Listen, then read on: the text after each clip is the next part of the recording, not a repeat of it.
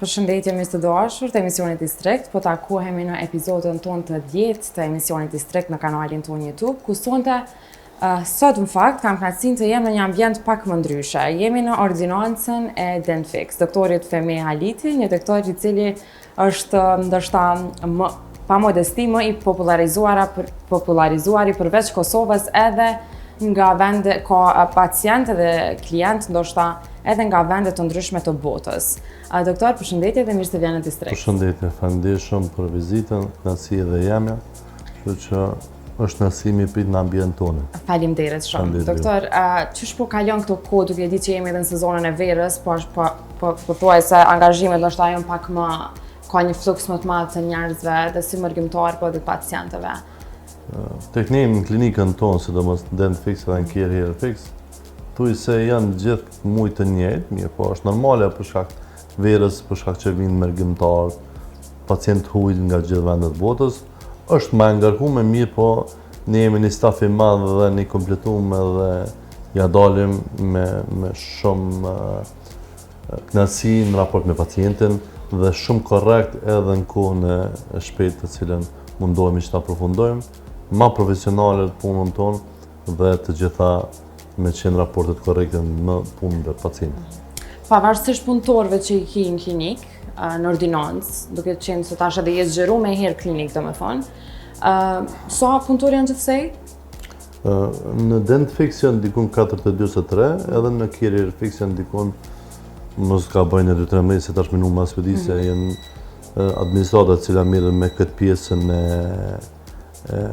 punëtorëve, mirë, po e di praparsisht se sa përfshihesh në punën e gjithë secilit. Ai doktor që shkon te secila fushë ndoshta edhe preokupohesh. Në stomatologji këtë pjesën dentare, jo te secili, po çdo pacient që hyn në Denfix, pika referente, pika kryesore jamon, dhe në momentin që e bëj konsultën dhe është rast për intervenime tjera për shkak se kjo lamia jonë është lamia gjanë dhe në Denfix janë secili profesionist në fushën e vetë dhe janë domethënë staf shumë i mirë dhe profesionale dhe specialistë të fushës së vetë dhe mundohen që të shpërndajnë punët të cilat nuk më takojnë mua në raport me punën profesionale ose specialistike të cilën e kam. Gjithmonë ne mundun atë pjesën mos me qenë një stomatolog për gjitha punët, po me qenë një stomatolog për një punë që mu kryen anën profesionale të puna ndaj pacientit. Kështu ndoshta edhe ke bërë klasifikimin e zgjedhjes punëtorëve, pra je fokusuar te secila fushë. Te secila fushë jam fokusuar dhe i kam zgjedh, pa ta nuk kisha mujt më ndal. Jena ekipa më e mirë që mund me pas, por mua është ekipa më e mirë në botë, për shkak se e kryen punën ashtu siç me ne dhe punë më të mirë, më profesionale. Dhe pa ta nuk kisha mujt më ndal. Sa është i vështirë Fema me punu me ty? Sa je problematik, ose sa kërkon shumë, sa je kërkues ndaj punëtorëve? Unë veç kërkoj punë. Në raport mes 4 mureve të klinikës si jem kërkoj punë. Po jashtë 4 mureve jam shumë shoqëni dhe shumë kam qef me qenë në raport i afërt, shoqënor familjar. Unë nuk i kam këta as punëtor, po i kam koleg, bashkëkoleg dhe punojmë së bashku. Nuk kam qef me pas një raport shef punëtor, nuk e bëj atë asnjëherë, por ndryshe mund ta thojnë ata vetë. Mundohem që t'jem pak ma një rreth në aspekt të punës e higjienës, sidomos të higjiena janë pika, por dhe anën profesionale të cilët na takon për me kry. Nuk dhe me thonë që kryet të gjitha rastet 100%, se kur pa pas edhe ka pak defekte nuk është interesant të puna, e sidomos tek puna mjekësore që 1+1 nuk bëjnë 2. Ja, vërtet. Qysh e menaxhon këto rastet kur ndoshta ka defekte? Shembull, duke ditë që stomatologjia është profesion mjaft i ngjashëm ose gjithë mjekësia në fakt, ka pas ndoshta një rast pak më të ndihshëm që ndoshta edhe se përballojnë dot. Ka raste shumë të ndihshme, shumë problematike në aspekt të punës, jo si persona, por të punës së dhëme për shkak të problemeve shëndetësore të cilat e kanë ata. Mirë, po ja kemi dalë të gjitha për arsye se jemi ekip shumë e madhe, dikon 18 ose 19 stomatolog, dhe secili e jep mendimin e vet profesional dhe e marrim një konkludim përfundimtar dhe e japim një rezultat shumë mirë që deri sot ka shku gjithçka. Cili ka qenë është rasti më specifik që ty të kujtohet kur jeni aty këtu duke trajtuar? Raste specifike ka të ndryshme, na ndodh shumë herë, janë shumë raste të pakta, po ka njerëz që shifin pak smundit, ta ato kemi pak të lashë, mirë po ja e dalim. Okej. Gjitha këto që i përmende, dëgjova duke thënë që normal pacientët e kanë lidha të besimin është ama shumë e ty, edhe të kërkojnë ty si doktor. Qysh arrite me fitu besimin në gjitha këto vite eksperiencë të stomatologjisë tek qytetarët dhe gjithë njerëz që të kërkojnë tash? Me punë, me respekt, profesionalizëm dhe një sinceritet të cilën e kam raport me pacientin. Dhe afërsi të cilën mundohem me kriju, që ai të ndihet sa më i lirë dhe njihet jo në klinikë dentare, por të njihet në shtëpinë e vet. Gjatë intervistave të fundit e kom pa që e ke bërë edhe një refem që nuk ke dalë asnjëherë ndoshta më parë. Jo, asnjëherë ka qenë domethënë te edita të cilën e kom bë. Si çdo fëmijë unë jam pak gjenerat më e vjetër edhe jam gjenerat e para luftës ku hekat kanë qenë domethënë ndryshe dhe puna dhe ka qenë çështje politike në raport me një armik cilin ne kemi pas që ka qenë okupuesi i Kosovës dhe ka qenë koha atëhershme të cilën nuk kemi pas mundësi përveç se pazar me punu. Ka qenë një biznes cilën ka qenë biznes familjar dhe ajo është nësia imja me punu po dhe me interpretu atë pjesë ku është për mu shumë e vlefshme. Nga punë të vështira, domethënë, ose për një moshë të re, ke arrit me pas një sukses që gjithë njerëzit kur e shohin një sukses dikujt, pavarësisht çfarë fushë është, gjithmonë lind ajo pyetja se çysh ke arrit, edhe ndoshta e paragjykojnë shpesh herë, mendojnë që ka qenë e lehtë ose ka arrit për një familje doktorësh ose profesion tjetër. Edhe ti ke dhënë një shembull shumë të mirë, në fakt që unë falenderoj shumë se ndoshta na gjenerata jonë kushtet financiare nuk është që i kemi një dhe atë shumë, po vështirësi ka secili profesion edhe sfida. Kushtet të cilat kanë qenë atë kohën tonë, unë edhe shumë herë e cekur që nuk i kemi pas mundësin me zgjedh dy par patika të reja mi pas në një periudhe një vjeqare. E mos thëmë që tash mund dhe mi pas një fëmijë 5 par patika me në një periudhe një semestrale të shkollës fillore. Ne kemi pas një par patika, për ato dhe më tonë dashë me qenë për shkak të kushteve të cilat kanë qenë ekonomike. Dhe jo për shkak të neglizhencës të prindve, po për shkak të pamundësisë se ka qenë kohë që nuk kanë pas pagat mira, kanë punu në për institucione ndoshta në për ilegale, në për shkolla private të cilat nuk kanë qenë shkolla, këto gjeneratat e ju e prindve të ju mund me ditë pak më shumë, të cilat kam kaluar edhe vetë. Dhe ka qenë në një periudhë jo e mirë në anën financiare, por ka qenë një e mirë lidhjes familjare, që sot e jam ndoshta e pjesa e hekave na ka krijuar një lidhje familjare shumë të afërt me familjen. Gjë që në fakt tash veç është duke u zbej, ndoshta. Nuk mendoj që është u zbej, është mendoj që njerëzit janë kanë obligime më të mëdha, dinamika më e madhe, tash edhe pjesa anës digjitale, inteligjencë artificiale, gjithçka është bë në mënyrë që ju e shihni edhe vetë, shkon në shtëpi, gjithmonë dikush është i aktivizuar, jeni shërbim me kryen përmes telefonit, tash gjithçka është bë digjital. Dhe unë mendoj që nuk është puna e largimit, po është puna e angazhimeve më të mëdha familjare. Unë për shembull e shoh edhe vetë në raport me familjen tim, kur shkoj në shtëpi për shembull të ditën punoj këto, po kur shkoj në shtëpi me një lexim, me një mesazh, me kthy dikujt në mikut, një shokët të cilën e kam të pamundshme brenda ditës që ta takoj ose ta pini kafe. Me shumë knaqësi, mirë po e kam të pamundshme për shkak të angazhimeve të cilat i kam. A mundet me qenë fema përveç pjesës modestisë tënde dhe kjo që pa komplekse të regove që ke bo çdo lloj pune derisa ke arrit në një sukses të tillë? Unë edhe sot nuk pritoj, nëse e gjej një moment shumë të vogël, nuk pritoj me pastru. Po, normal ajo është pjesë e kulturës. Ajo është pjesë e punës sam që ne kum kriju. Unë mendoj që profesioni e zgjedh me kohë. Po kultura e punës është qysh nga familja. Unë e kum kriju edhe kum fitu kulturën e punës qysh prej fëminisë, së bashku me familjen time, me vllazët, me motrat, nana, baba, kanë qenë gjithmonë domethënë një bashkim familjar të cilën jemi mundu që të krijojmë kushte më të mira për të mira familjare. Po.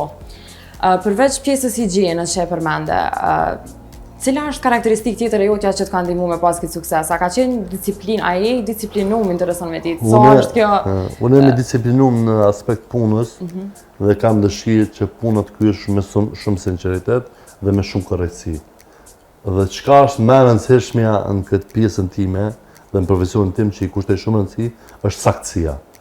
unë zgjohem 6, nga njerë dhe në 5 Kom dëgjuj që zgjohë shumë herët edhe ndohet gjithë e kishe pas këtë shprehin e zimit edhe e vazhdohet pjesën nga ora 7 deri në ora 10, 11, 12, sa kom ligjërata me studenta dhe vi pastaj në klinikën time dhe vazhdoj nga njerë deri në 2 natës. Cila është, me që përmendja dhe ligjërimin e studentëve, cila është ajo pika më e fortë ku ti orienton studentët për me ndjek gjatë kësaj fushë stomatologjisë? Profesionalizmi. Profesionalizmi se ti mund është me qenë shumë i mirë, shumë korrekt, shumë i afërt me pacientin, por nëse nuk je profesionalist, do me thonë është pika 0. Kthehesh në pikën 0. Po dhe me qenë profesionalist dhe nuk je njëri, nuk je i afërt me klientin, nuk je i afërt me pacientin, nuk je i afërt me një person, nuk je jap atë afërsinë tonë, atë mirësinë tonë, unë mendoj që aty je 0. Domthonë këtu kanë lëshmëri mes vi. Po. Kur po flasim për këto të dyja, edhe përmend edhe pjesën e digitalizimit. Tash normalisht çdo punë për me u pa dhe me pa suksesi i tij është drejt kanë syt tek digitalizimi dhe kjo pjesa e marketingut. Sa i jep fokus kësaj pjese? Sa mendon që të ka ndihmu ose të ka penalizu kjo pjesë? Ndoshta kjo ka qenë pjesa pse jemi lider jo në Kosovë, po në Ballkan në përgjithësi.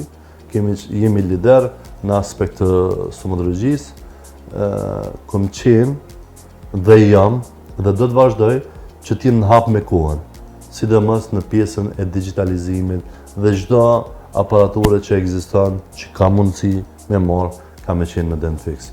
Po ashtu edhe në Career Fix, që kom bën inovacion me robotikë edhe që ka qenë domethënë një mungesë dhe është në Ballkan.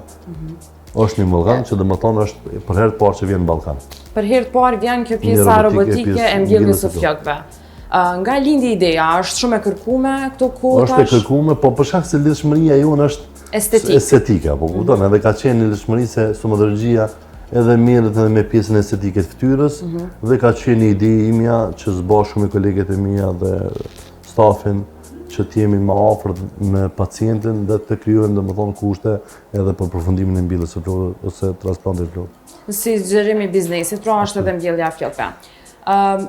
Kom dëgju që kjo pjesa robotike ka më pak ora, po, se sa një dora njeriu të punon në mbjellje. 5 orë, ajo punon me dorë, mirë, po ajo grafti i flokëve shkon masterin në kokën e pacientit, njëkohësisht kozgjatja është diku një 5 orë më pak, është masterile, është më sakt, më pak dhimbje, me më pak entje, është për pacientin është shumë e mirë se e sheh një digitale që është saktësia e numrit të fijeve të mbjellura të flokëve të klientit. Nuk mundem me qenë domethënë janë 3000 fije ose 5000 fije, një pa e ka në mënyrë domethënë në dorë numrin e graftët të cilat janë vendosur ai pacient. Ai ke po për afër këta klientë që kanë bërë mbjellje të flokëve dhe sa ju besojnë kësaj pjesës robotike ndoshta para dorës njeriu.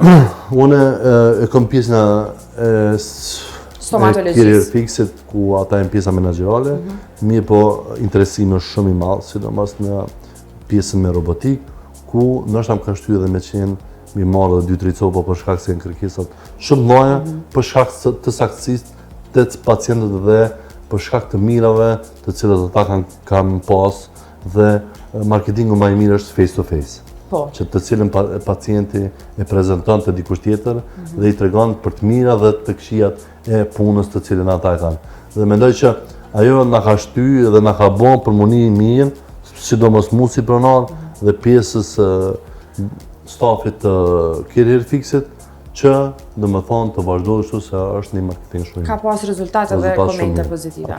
Po për ka pjesa e stomatologjisë, cilat janë kërkesat më të mëdha dentare në Kosovë?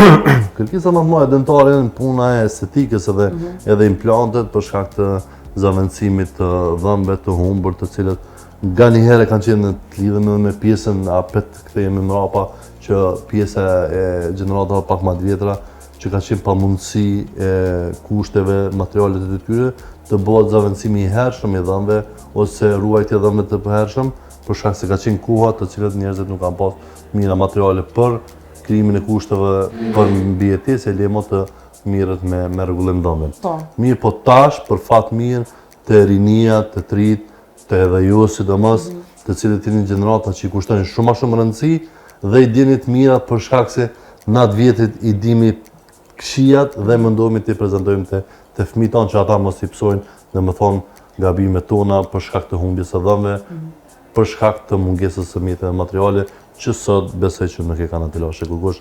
Jo vetëm njerëzit e pasën, pasa ata të bardhë, për arsye se ka institucionet shtetënore të cilat bojnë intervenim që nga fëminia, sur në aty punoj, dhe di se bëhet pa pare për shkak të rujtjes së dhëmbëve. Kështu që unë mendoj që është e lehtë tash. Po, nga ana financiare ndoshta është pak më e lehtë dhe menaxhueshme, po si pjesë e kulturës. Në ndër vitet ti mas mirë ti mundesh më na tregu se. Ndër vite ka filluar po, jo, është përmirësuar, këja shumë është përmirësuar tash, është me përcaktuar me përqindje. A është jo me përqindje, a është fituesi kulturë më shumë kjo ideja e dukjes bukur, ndoshta dhëmbëve apo është shëndetit oral? Unë mendoj që ajo vjen për shkak se bashkëpunimi të institucioneve shtetënore të cilët kanë angazhuar dhe doktorë në për institucionet shkollore, parashkollore, dhe ata japin një kulturë fëmijëve se fëmia e merr ato si kuptim të mirë që duhet mirë dhëmbë.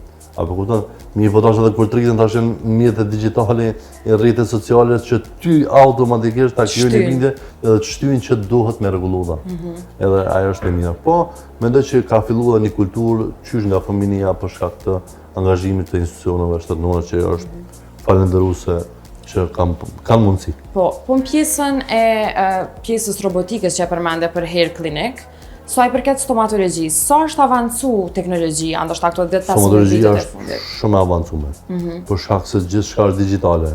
Tash domethënë mundemi me pa vetë këta, mundemi të shpjegosh pjesa për shembull e skenerit e mbrapa aty, që domethënë merret masa me anë të skenerit. Çohet mirë, dërgohet domethënë në mënyrë digjitale te laboratori. Pra nuk ka shumë nevojë që me u maltretu pacientin. Nuk merret masa me materiale të ndryshme të cilat i kemi marrë, apo kupton? Dhe tash është mënyrë digjitale që është një lehtësim edhe për neve, edhe për laboratorin.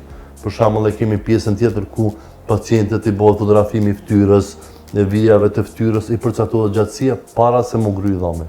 Që është një mjet domethënë digjital që është skener që kemi bërë domethënë edhe është shumë e avancuar. Pra investohet po në këto pjesë dhe këto. Tek unë, sidomos në klinikën time, mundohem që të jemi sa më afër digitalizimit dhe pjesës më teknologjisë më të re që ekziston në treg. Jo vetëm në Kosovë, po në gjithë botën. Po sa janë të shtrenjta ndoshta trajtimet që ofrohen, se o komentu mjaft shumë ndoshta kjo pjesa që i kemi dëgjuar dhe disa lajme që shkojnë shifra ndoshta shumë të mëdha. Sa janë arsyeton të ato shifra? Ato janë shifra të cilat tek ne nuk ekzistojnë, që unë mendoj që jem lider në Ballkan. Mendoj që ashtu se jam.